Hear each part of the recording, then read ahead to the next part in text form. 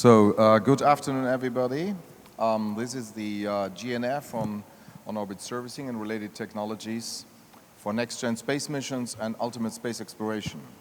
So it's my pleasure to have you here. It looks like a bit we are competing with the sake reception at the JAXA booth. However, I think we have a distinguished panel here and a very interesting topic to discuss. Let me take the liberty to take you through a couple of introductory thoughts and some facts, and then we will hand over to our panel, which I'll be happy to introduce. So we have Jim Amor here, who represents, on the one hand side, in his capacity as the chairman of the executive committee of CONFIRS, the on-orbit servicing industry, and with his second hat, and nowadays very important, he is with Northrop Grumman, respectively, space logistics, and as you know, recently the MEV was launched. We have Bhavya Lal. She is with IDA Institute, and that is an independent think tank, so we get a perspective kind of from a different angle, looking into some economic stuff. We have Mr. Daniel Nölke, who represents the European Horizon 2020 Perespera activities as a representative of a multinational organization. And last but not least, the organizer of the GNF is Mr. Bernd Sommer, who is in charge of space automation and robotics at the German Aerospace Center DLR Space Administration in the national program. Okay, so on-orbit servicing, what is this all about? So the term has been around for ages. There's still a struggle between in-orbit servicing and on-orbit servicing. That's a bit more like the country and the language you use. Nevertheless, let's say we're talking OOS, standing for on-orbit servicing, but that by itself doesn't really tell you what it really means, and there's quite different definitions and a variety of understandings out what that could mean. It certainly does not stand for a special way of doing things. And nowadays, it's about a global space economy, making things better, exploration programs, advanced technologies, but at the end of the day, it's all about commerce, and the case has to close. And I think that is a big change. And we want to address, in particular, also enabling industries or business in space by on-orbit servicing and related technologies. And because of that, I want to share with you sort of an impression of what that could mean on the long run. So we're talking about entirely new technologies and systems enabling for new systems in space, new way of doing business, launching and on-orbit servicing, on-orbit assembly, on-orbit manufacturing, different operational concepts, all the way to different business models. What we see already with smaller kind of subordinated technologies where you have sort of interfaces as a service and these type of things. So we are in terms of big changes. This is just something what it could look like. Let me take you through a quick tour through the history of commercial on-orbit servicing. Probably not all of you are aware that although we had the Hubble Space Telescope servicing activity, very interesting government-led missions like ETH-7, Japan, Germany, missions like ROCKWIS. We had DART by NASA, we had Orbital Express, a couple other things. Great stuff has happened. Super technology has been developed and demonstrated. However, as far as commercial value propositions associated with on-orbit servicing are concerned, here are the ones. So it started out in the late 90s in Bremen, Germany, with a company called Vanguard Space. That was the first ever commercial provider for on-orbit servicing activities. And interestingly, two American people were behind and were instrumental in bringing this forward, although the company never really took off in terms of business. Two individuals to be mentioned was one of the shareholders, Dave Barnhart, who later became known in this context via his activity or his position in DARPA, and the American astronaut David Scott, right? And people from MBB Arno, the predecessor of Airbus nowadays. So then in last decades, it's sort of started on orbit servicing, got promoted commercially in different places of the world. The best known story at that time was Orbital Recovery Corporation, and here was a technology veteran involved, Mr. Dennis Wingo, who enabled this company. He's in the room, actually. Yes, here he is. And that company is interesting because it went on for a while. At the end of the day, no commercial routine service was established. However, what was done was the first operators signed contracts for commercial life extension. Number one was Optus. I was in the room at the time when the signature took place, and we had also later on the company Eutelsat. But then there was a couple of issues which occurred and some technology things, et cetera, et cetera. A company in Canada, Astrokeys, a company called Hermes Georing out of Greece had something related to servicing and refueling. And then the same gentleman who was involved in the first story, Vanguard Space, the American astronaut Dave Scott, started a company called MST, Maneuverable Space Tug. So none of those companies succeeded in the commercial sense. A lot of stuff was developed. Game changed completely, also enhanced by the debris happenings in the late last decade, which sort of created sort of a renaissance of on-orbit servicing considerations due to the need for active debris removal activities. So then we saw Vivisat by ATK and US Space at the time, MDA, Space Systems, Loral, etc., Saturn. These are the big ones. And that is what happened this decade, and we even have startups, small startups, like Effective Space, which is not that small anymore, and Infinite Orbit, and of course in debris removal, etc., we have companies like Astroscale. But that is not the end of the list. In parallel, the industry consortium CONFIRS has been established by DARPA and is now an international industry consortium to help foster standard development for on-orbit servicing. We will hear more about this later, but that is the latest thing. The MEV is out. Space Logistics by Northrop Grumman launched the MEV. I was here 2.5 weeks ago for the Global Satellite Servicing Forum, and so it's a very interesting thing because the Space Logistics was very flexible to postpone, for marketing purposes, the launch to make it a big thing through the IAC, not at a small conference 2 weeks ago. You know? So it was kind of funny.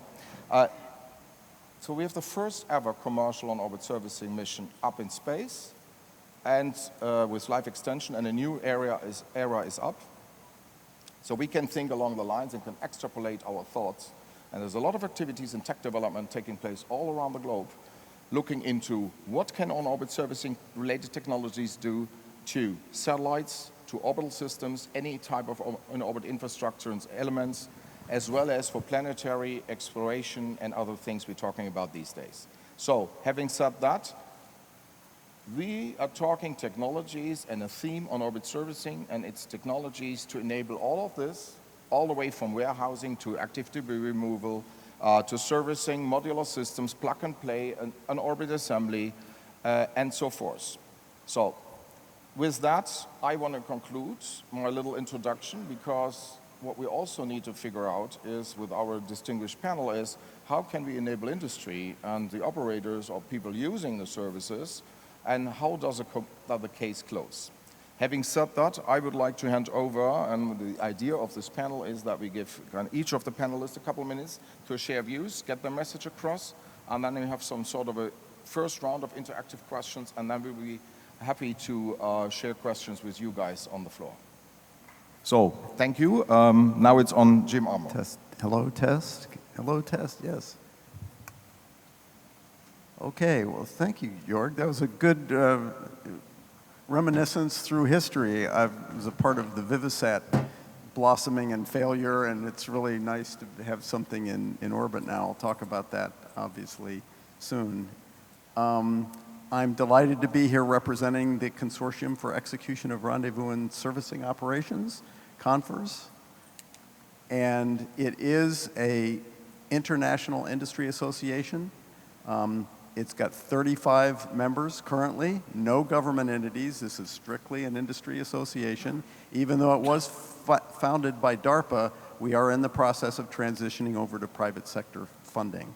Our objectives are to be an independent industry forum advocating and promoting on-orbit servicing, engaging with various governments, international and other states on policy and oversight, collaborating with our community on research, development, and publishing of voluntary and consensus technical and safety standards, and be an interactive environment where we can, as a community, exchange and discuss our issues as stakeholders. As an essential first step in getting to technical and safety standards, we first drafted what we call guiding principles for RPO and on-orbit servicing. We published those in November of 2018. You see the little Venn diagram on the bottom. It's got basically 4 main components and principles of our guiding principles. One is we will conduct, as a community, operations that are consensual, meaning by contract, by mutual agreement, compliant with relevant laws and regulations, especially the Outer Space Treaty, following all of our respective states' licensing and authorization procedures. We'll be responsible in our operations, meaning well-engineered systems, trained operators with sufficient margins for safety and fault tolerance, and finally, transparent in our movement and operations with whatever space traffic management or space surveillance or space situational awareness systems there are. This October, this month, we published recommended design and operational practices and on-orbit servicing mission phases, which is sort of common terminology and functional definitions. We have brought our recommended principles forward to the International Standards Organization. Our technical working group translated our original principles and practices into a new work item. It was approved. We have a new draft standard established, ISO 23440. The next session is in St. Petersburg next month. We've got 8 countries with participating experts, and we think we're well on our way to having a standard published by next fall. In addition to standard setting, we do, as a community, comment on government rulemaking processes. I've got a list here, but we've discussed primarily with U.S. regulatory agencies, FCC, Department of Commerce, Department of State, and NOAA, remote sensing. As a community, we've made our interests known. Looking ahead, we have a number of workshops around the world. Our next one, we hope, will be in Brussels. We have an annual General Assembly and a Global Satellite Servicing Forum in October, and you see some of our outreach there. We do have a website and an email, and we have an IAC booth here that I would recommend you go. I've got some of the handouts with me if anybody wants to talk to me afterwards, but there's where we are. But if you think this is only a policy and place, you need to think again as per what Jorg was talking about. I'm also representing Space Logistics, which is a subsidiary of Northrop Grumman, and we have launched the first mission extension vehicle, the first commercial satellite servicing vehicle. It was launched on a Proton on the 9th of October. You see the dual stack there. The MEV is on the bottom. The Eutelsat, European 5WB commercial ComSat is on the top. It is now in its transfer orbit and slowly but surely raising its orbit. We hope to begin servicing with our first customer in January, late January.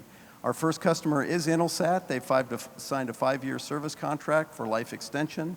We have our FCC and NOAA licenses, our insurance, and we're ready to go. We have manufactured our second vehicle. It's a build-to-print of MEV-1. MEV-2 also has a 5-year service contract with Intelsat, and we'll launch that early in 2020. The services we offer are station keeping, inclination reductions, orbital relocations and inspection, and we have a long line of customers that we're talking with. But wait, there's more. We have our second generation in design and in discussions now with several potential clients. It's called a mission extension pod.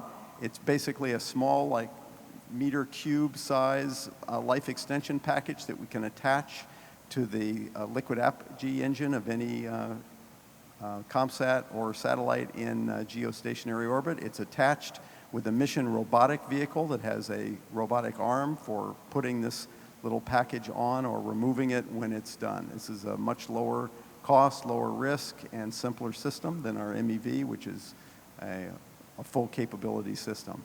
And at that, I will look forward to the discussion, and there's much more to come.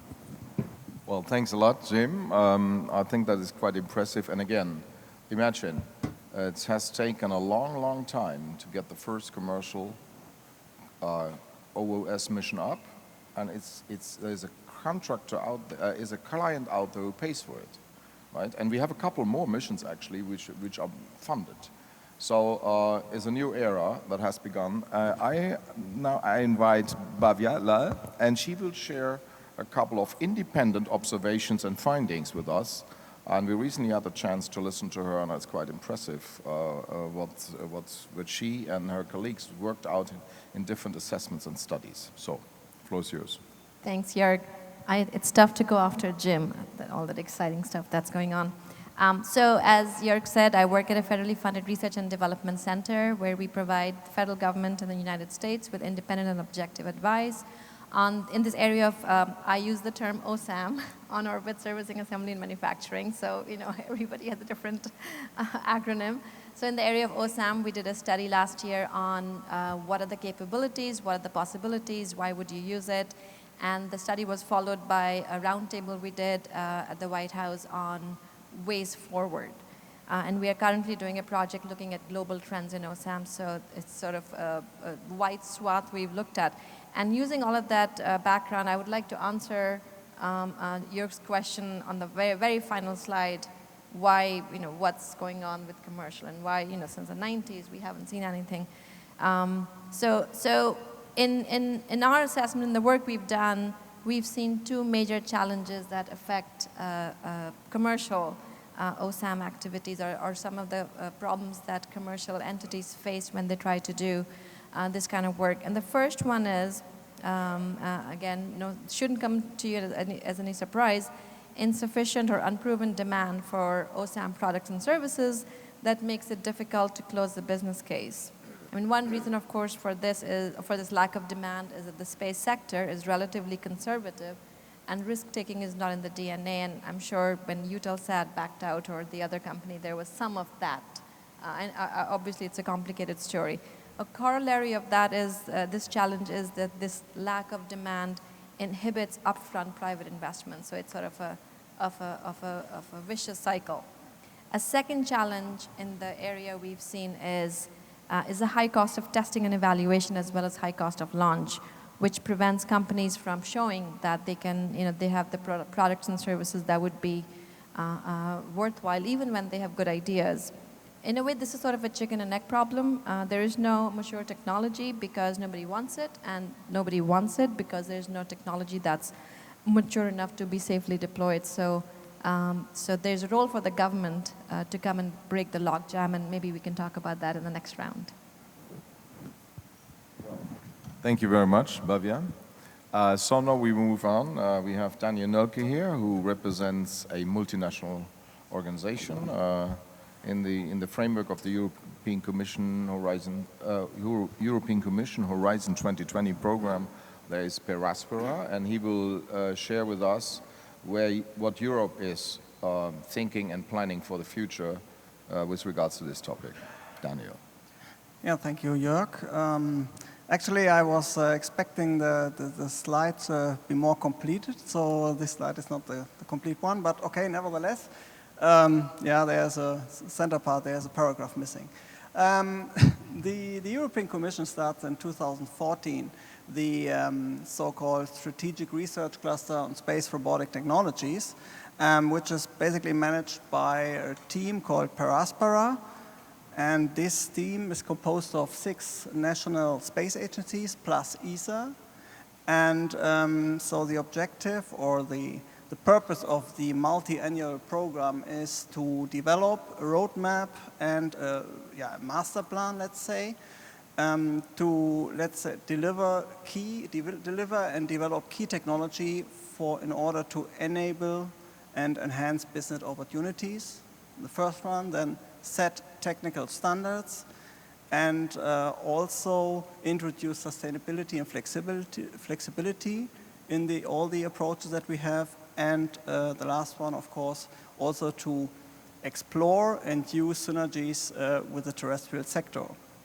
Furthermore, one task is not to care only about the technology development, but also care about, let's say, guidelines and principles for further administrative regulatory frameworks. So in this sense, we implemented the EOF, European Operations Framework, in which agencies plus industry plus insurances plus operators sit together on the table to define, based on technology developments, these guidelines and for further regulatory activities.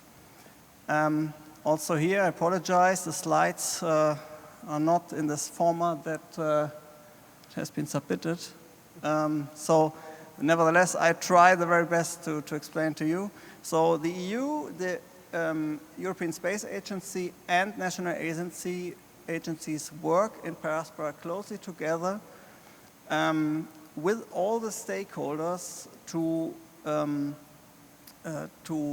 improve the field, the technology, key technology for the field of on-orbit operations. And especially we investigated a lot to say now we have to shift away from the individual mission based design of spacecrafts towards more flexibility in terms of mission and system design by considering lowering costs, but also increase or keep product diversity on system level and also on components level. And we need this, and we think it is a must to go this approach in order to seek out for more efficient applications in terms of on-orbit servicing, assembly, and manufacturing. Without the proper design, cooperative design, we are not able to do this. But the main, let's say, objectives or the main purposes that we use for these things is automation, robotics, and AI, together with the design principles of standardization, modularization, and digitization.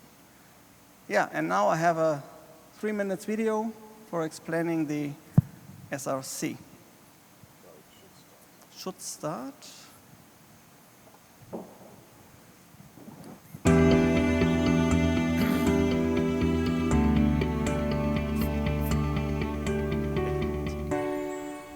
A Strategic Research Cluster, or SRC, is a coordinated effort between individual R&D projects to produce a significant demonstration of specific technologies.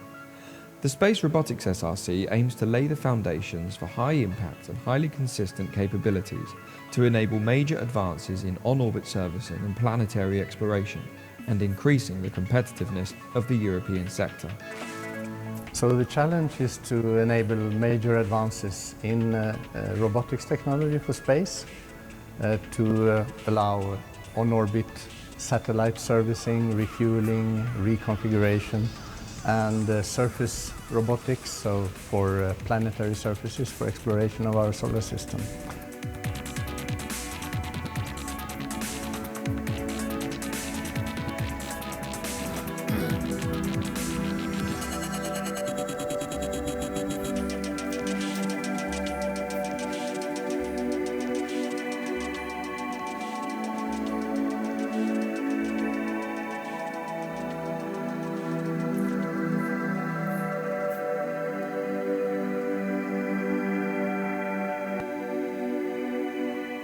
So this cluster is an ecosystem. It is a partnership of European actors in space robotics. It brings together the European Commission, the European and national space agencies, industry, academia, research organization, in a coordinated effort to enhance the use of robotic technologies in space. The unique characteristic of this cluster is that we follow a roadmap-based approach. The roadmap is provided by a consortium of the European and national space agencies, but also provide technical support to the cluster. And then, of course, we have the operational layer, which is composed of grants that are responsible for technology development. And what is also very interesting is that these grants are tightly interconnected. So they are not only exchanging, but also reusing results.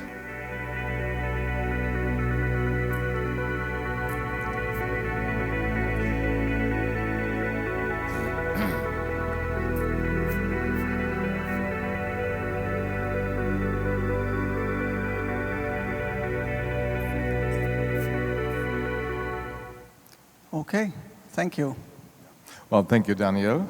So that was the viewpoint and the plan, the roadmap of a multinational organization for Europe.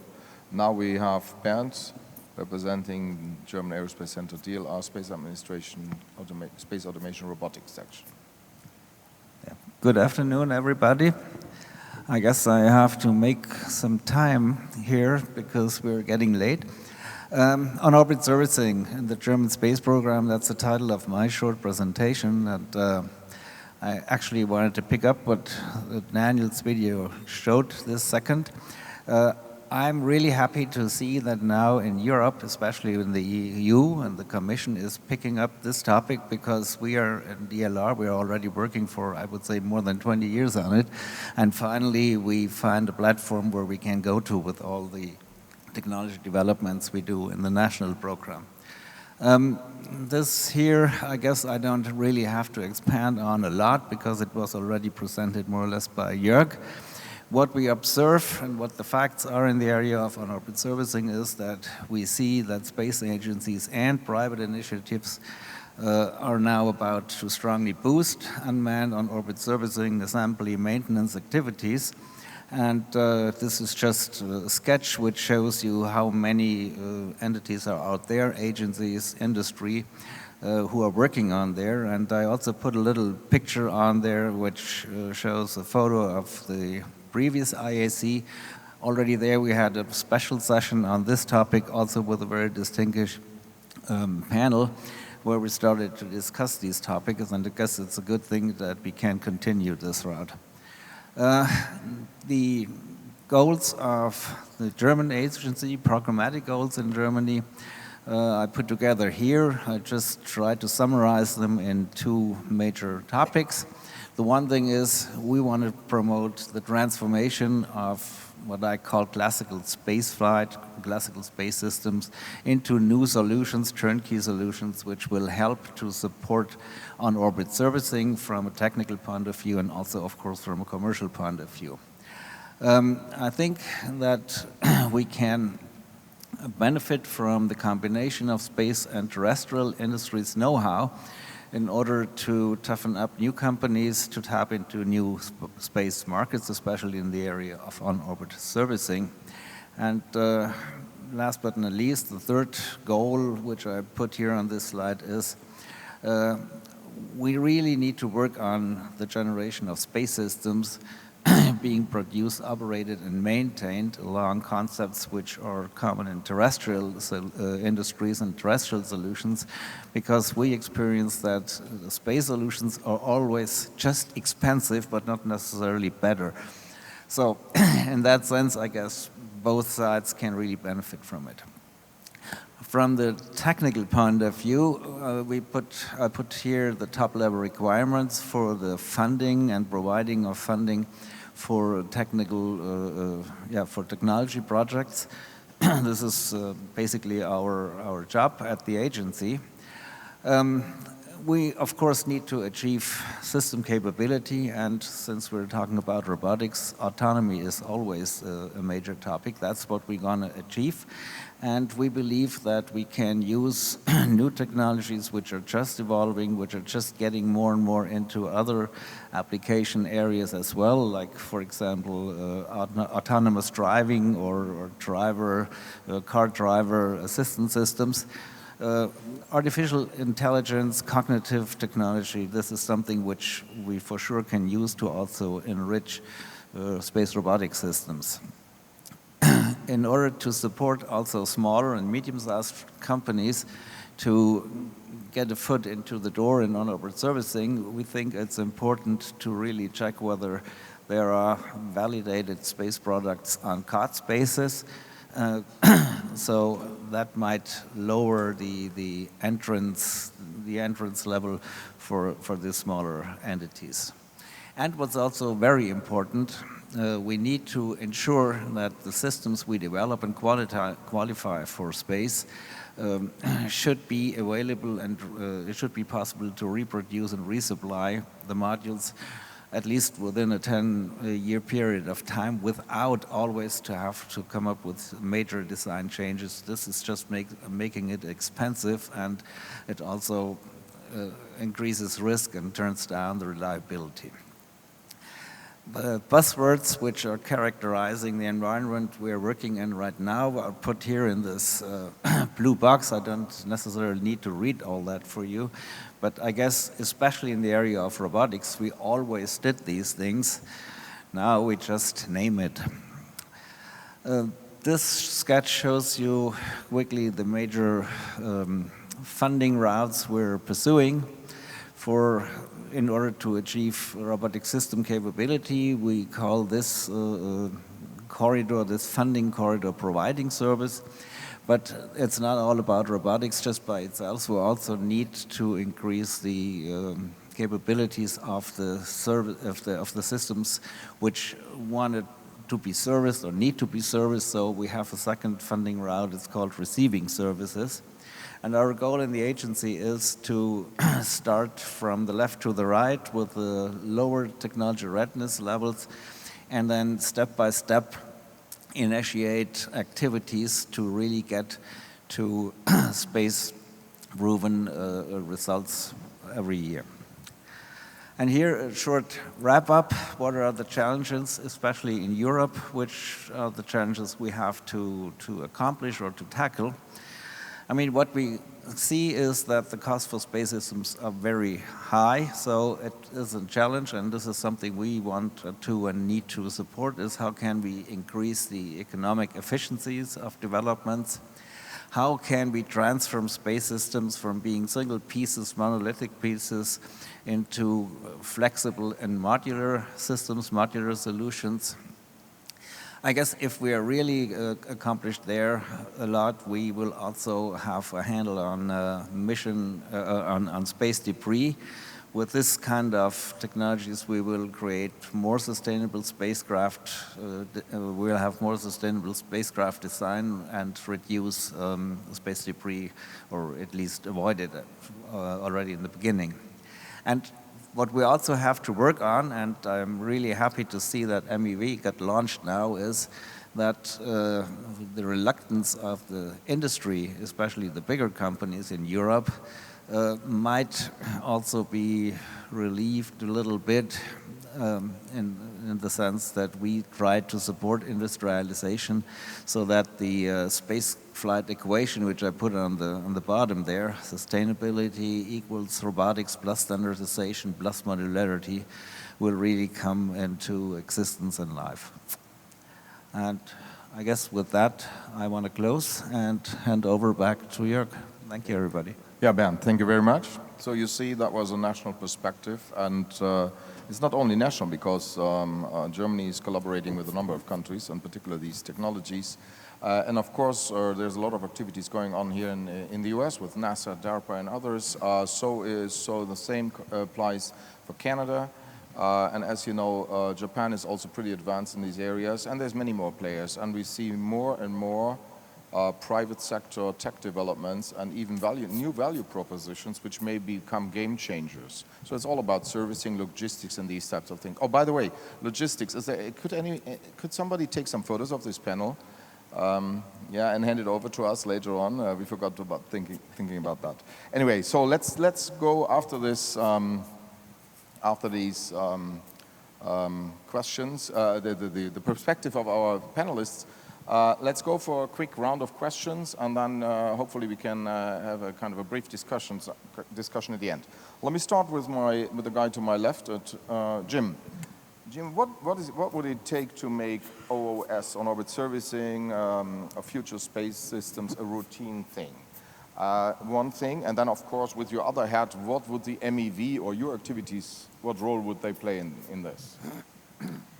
Okay, I think what needs to change for this to be a sustained business is that the satellites that we service have to be designed. Their design has to evolve so that they're designed to be serviced. Right now, we are using a common design feature, which is the launch ring and the liquid apogee motor, which is a common design on most geostationary ComSats to dock with. I think when the satellite manufacturers start to say, hey, there are some satellite servicing options out here, I'm going to make sure that I have a retroreflector that can help a servicer rendezvous and dock, or make sure that you don't put any appendages that would block the aft end of the satellite, or even better, maybe an external data point that we could plug into to maybe add to their power bus or their digital line. I mean, very simple baby steps on that. Then also, the other thing will be, as spacecraft operators realize, they don't have to put everything into one launch vehicle.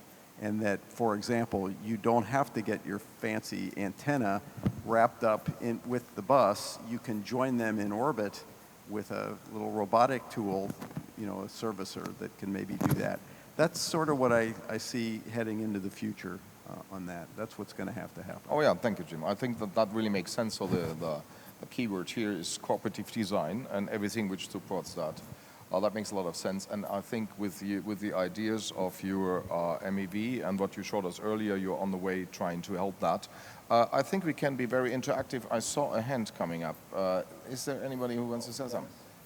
Oh, yeah, Dennis. I think we give you a mic. Come over. Yeah, take it. External data point. Who you mentioned. Yeah, this could be dangerous. Cost effectiveness has always been the byword. It's not that there is reluctance by the industry. When we were discussing this with satellite operators in the orbital recovery days, it was always, we'd love to have it, can you save us money? To me, the problem has been that most solutions haven't saved money. Restore L is a waste of time. RSGS failed the first time because it was not cost effective for the operators and was too expensive to replicate. We had the same issue with Orbital Express in the mid-2000s when we were doing orbital recovery. It was the anti-example of on-orbit servicing. So what, from your perspective, Jim and Bernd and everyone, the cost-effective on-orbit servicing and then its successors, and how do we build that into the sustainable business model that we all want for the future? Thanks for this comment and question. Actually, what we do is we address it right away. Who wants to pick it up? With regards to time, I would allow maybe two comments on that. I could make a few comments on that. It's exactly what I already explained, what we observe. The point just is that we need, as an agency, we really wanted to promote the transformation of a classical system design into the system design which is then commercially viable in the area of on-orbit servicing. And DLR, we think that a way to really get to this point is to promote public-private partnerships. On the one hand, we think that we can maybe make a good point if we increase standardization and modularization in our designs. I think this is really a major issue to achieve the goal that it's more efficient and viable on the commercial side. And what's also a big issue in that area, I think, is really the attempt or the promotion of, let's say, terrestrial way of doing business also to space applications. Especially in Europe, we have a situation where a space system is always a really very special, very single piece for a very special purpose. And then the question is not really so much how much does it cost, because the funding comes from agencies. And this is for sure not the right way in order to create business, I guess. Okay, one more comment on this, maybe. Yeah, I would just to add this to this what Bernd said. I totally agree to this what Bernd said. From the Aspera consortium, we also go in this way that we think out of the box. So we talk here about, let's say, to increase the flexibility by thinking of having building sets for space applications. We do want to create building blocks independently from space applications, that we can reuse building blocks in different missions to decrease the costs in one hand, but also to open the market for new developers. Think of the App Store philosophy. New developers bringing ideas maybe from the terrestrial sector into space very quickly to enhance the flexibility of applications that we want to have. And this is one perspective, so we call it in this sense, it's an open source based approach from this perspective. So we try to put this to do the paradigm shift from the traditional way of designing space missions, spacecrafts, towards a more open and flexible design. Yeah, oh, thank you. And I see there is a comment in your eyes. I see you want to say something, is that it? Yes. Okay. So last year we did a back-of-the-envelope study of comparing the assembly of a satellite on the ground, a geo satellite on the ground, versus assembling it on a LEO platform. And according to our analysis, which is publicly available, there's significant cost savings if you assemble a geosatellite in low Earth orbit. Now, of course, the challenge is the cost of the persistent platform on which this satellite would presumably assemble. And I think that's where the role of the government may come in. To what extent can this platform be subsidized that you can do a lot of really interesting activities, and over time, costs will go down. And I think that's where the cost-effectiveness equation starts to get addressed. Okay, thank you. So let's get back on track here, if we may, with regards to time. We have two more individual questions to panelists here, and then we have a little kind of a quick play, as for quick and dirty answers to some things, and then we'll be happy to discuss further with all of you in the room. Question for Daniel. How does Europe see on-orbit servicing in 5 to 10 years from now, and globally, actually?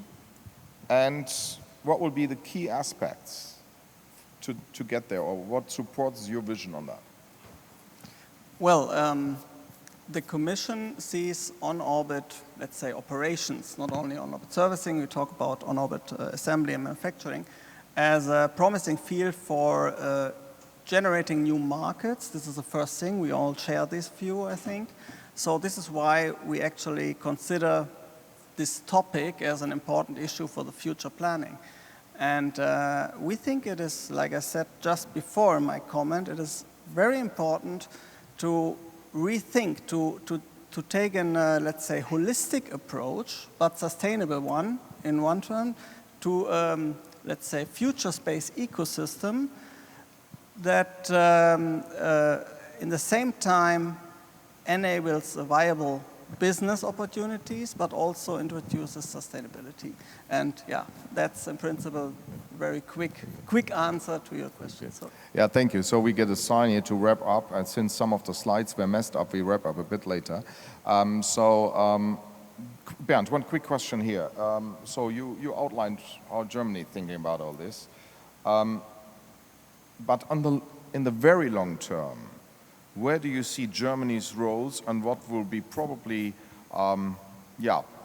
areas in which your country and your program could play a big role? Well, I guess certain things I already answered. I mean, the programmatic part I already answered when Dennis asked. Maybe I just say a few words to the technical goals one more time. Our role in the agency really is to achieve higher levels of autonomy, and the technologies and the projects within our technology program are such that we really try to enrich existing levels also in the terrestrial area by technologies like AI and cognitive solutions. And yeah, in 5 years to 10 years, as I said already earlier, our goal must be to come up with solutions which do not always involve technology development more or less from scratch. We have to come up with solutions which can be at least used for a period of time, like 5 to 10 years. And I think this is achievable through the increasing of modularity of the systems to make them basically ready to be serviced, to be operated, and to also support standardization in this area. No, thank you very much. So what we have now is, so we heard about cooperative design, modularity apparently, and a couple other of these things. So I thought about some cooperative modular questions. And very simple to wrap this up, we have 2 questions, and I would like each of you panelists just to answer with 3 keywords, right? So I ask you question number 1, we go 1, 1, 1. And I want you to answer with 3 keywords. So imagine you were an investor, okay? And in what would you invest in the context of on-orbit servicing? Jim. The business case would have to close.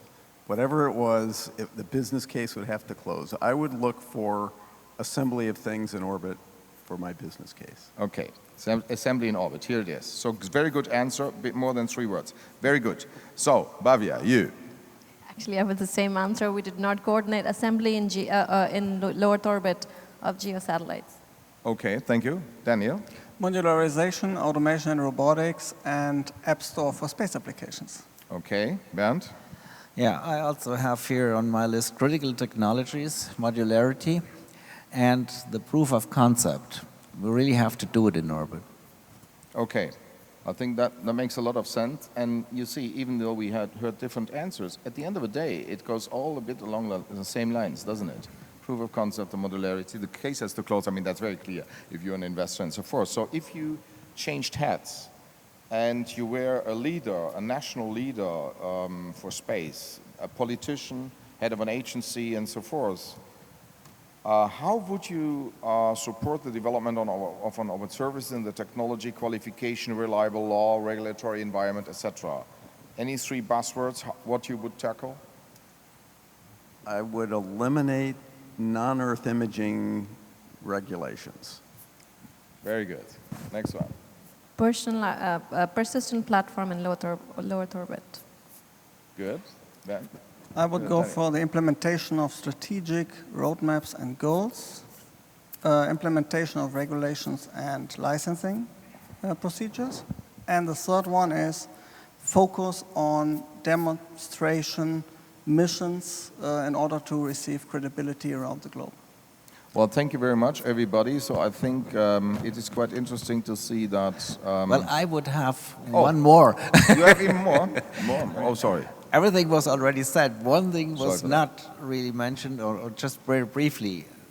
I would, as a national leader, I would try to really create a reliable working environment in the sense of legal framework and regulations. Thank you very much. So sorry for this mess. So you see, it's a live show.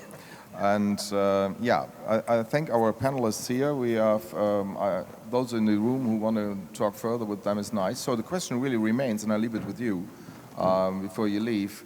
Are our leaders up to the task to make on-orbit servicing happening?